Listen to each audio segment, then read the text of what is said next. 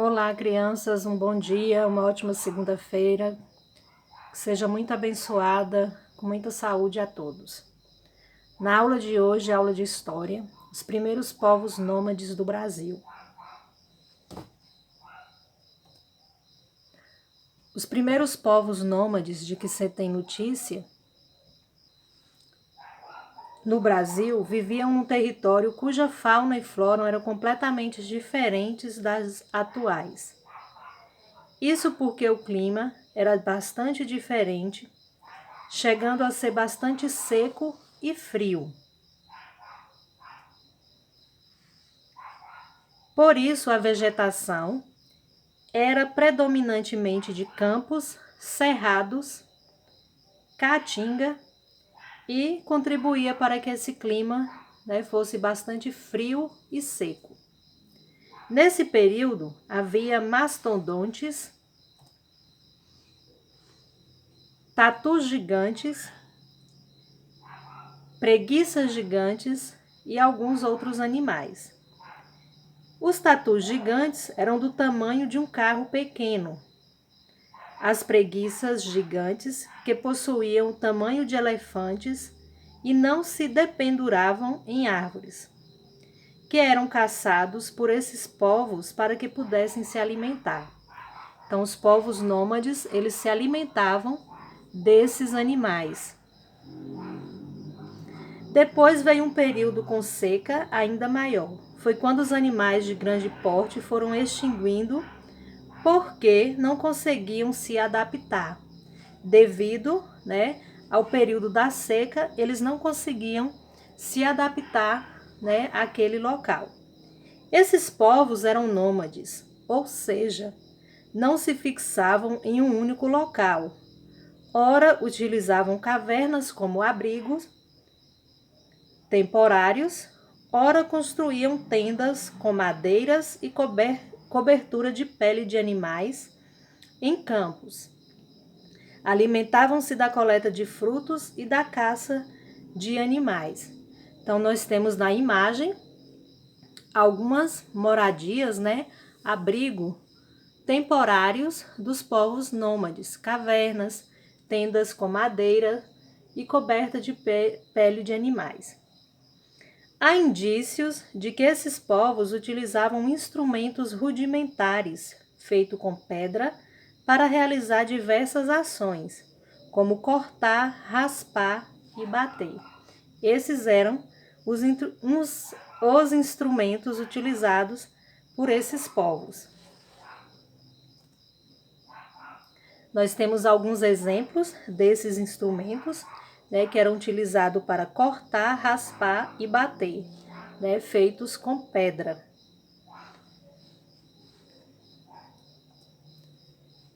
No Brasil, os vestígios mais antigos desses povos estão localizados nos sítios arqueológicos. Nós temos aí o exemplo da imagem, na Serra da Capivara, na região de São Raimundo Nonato, no Piauí. Nós temos um dos sítios arqueológicos. E o que são sítios arqueológicos? Locais que são encontrados vestígios desses povos antigos. A primeira imagem mostra o Parque Nacional da Serra da Capivara, que fica no Piauí. Como também a Pedra Pintada, na Vila Colonial dos Cocais. É possível encontrar em cavernas milhares de pinturas rupestres, feitas com tintas obtidas pela mistura de óxido de ferro, cera de ouvido, etc. Temos aqui alguns exemplos de pinturas rupestres que eram feitas com essas tintas obtidas pela mistura de óxido de ferro e cera de ouvido. Acredita-se que essas pinturas rupestres tinham, para esses povos, um significado mágico e também religioso para que o alimento não faltasse quando saíssem para caçar e pescar. Pois há, predominantemente, figuras de animais quadrúpedes, aves, répteis e, em menor quantidade, peixes.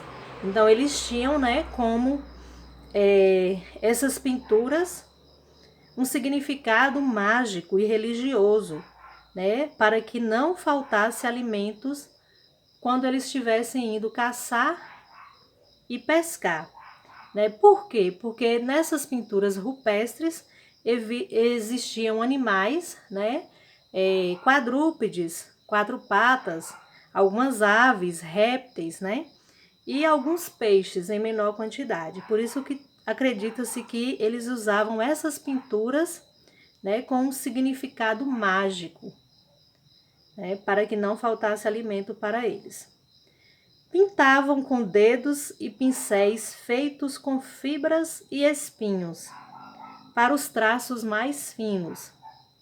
Além desses, há também os homens de Lagoa Santa, cujos vestígios foram encontrados em grutas situadas na Lapa Nova do Maquiné, que fica na região de Lagoa Santa, próximo aos Rios das Velhas, em Minas Gerais. Então, em Minas Gerais, nós temos também um sítio arqueológico, onde, né, encontramos vestígios em grutas, né, nessa região. Essas pinturas nos dão preciosas informações de como era a vida cotidiana desses humanos, como era o dia a dia deles.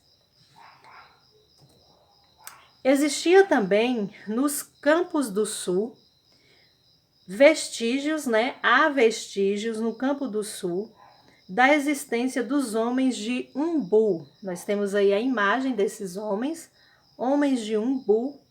Tratava-se de um povo caçador, que inclusive utilizava a boleadeira, que era uma espécie de arma com 2 ou 3 bolas amarradas por uma tira de couro.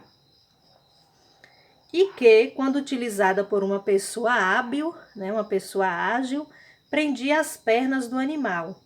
E utilizavam também o arco e a flecha. Então, nós vimos aí, né, também vestígios da existência desses povos. Já nas florestas do sul, também havia os homens de Humaitá. Era um grupo diferente porque não conhecia o arco e flecha. Alimentava-se de frutos silvestres e não tinha tanta habilidade como os homens de Umbu, que eram seus vizinhos. Então, nós vimos aí um pouquinho, né, da história dos primeiros povos nômades do Brasil, como era o dia a dia deles, como era a vida cotidiana deles, né, o que eles utilizavam para caçar, quais eram os animais daquela época em que eles caçavam. E com isso, né, hoje a nossa aula de história, vocês irão abrir o livro na página 44, 45 para fazer a leitura do texto. Em seguida, vocês irão fazer a atividade da página 46 e 47, que está propondo a leitura do texto, né? Vocês vão fazer a leitura do texto e desenhar como vocês imaginam que era a fauna e a flora do território brasileiro. Então, tia, o que é a fauna e a flora do território brasileiro? Né? Tia vai deixar aí para vocês, né, que a fauna é o conjunto de animais de uma região e a flora é o conjunto de plantas, né, de vegetais de uma região. Então, vocês irão fazer a leitura com bastante atenção e fazer aí na página 47 o que foi proposto na atividade número 1. Em seguida, vocês irão fazer na página 48 as questões 2, 4 e 5. Lembrando que a questão 5 é para ser respondida no caderno de História. Então, tenham um bom dia.